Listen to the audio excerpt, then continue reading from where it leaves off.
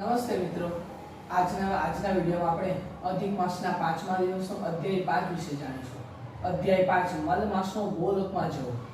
શુદ્ધ પુરાણી બોલ્યા, હે મુનિ શ્રેષ્ઠો, મલ માસ મૂર્છા પામી ભગવાન વિષ્ણુના ચરણમાં ઢળી પડવાથી તેમણે પોતાના વાહન ગરુડજીને આજ્ઞા આપી, જેથી ગરુડજીએ પોતાની પાંખો વડે શીતળ વાયુ નાખવાથી મલ માસ શુદ્ધિમાં આવ્યો.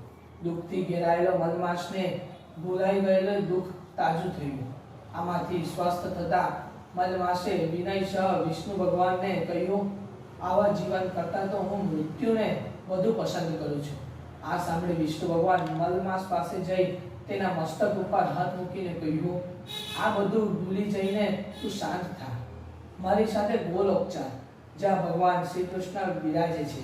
તે શ્યામ વર્ણવાળા, મુરલી ધારણ કરનાર, લાલ કમળ જેવા નેત્રવાળા, પૂર્ણ ચંદ્રમા જેવું પ્રકાશમાન મુખ, પીળું પીતાંબર ધારણ કરનાર છે.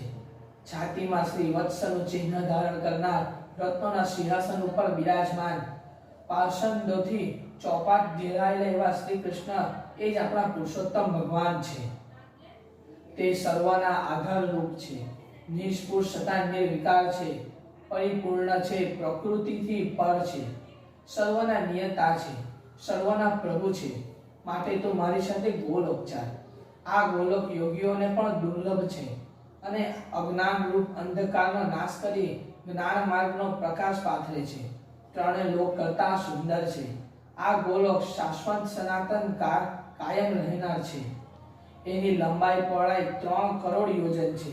તેની જમણી બાજુ 50 કરોડ યોજન અંતરે વૈકુંઠ છે, જ્યારે ડાબી બાજુ એટલા જ અંતરે શિવલોક છે.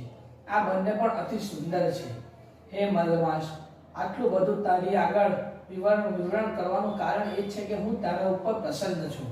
મારે તારું દુઃખ દૂર કરવું છે. તું ગોલોકમાં જઈ એટલે આપોઆપ તારા સગળા દુઃખોનો નાશ થઈ જશે. આટલું કહી ભગવાન વિષ્ણુ પોતાના વાહન ગરુડ ઉપર બેસી મલમાસને લઈ ગોલોક પાસે ગયા.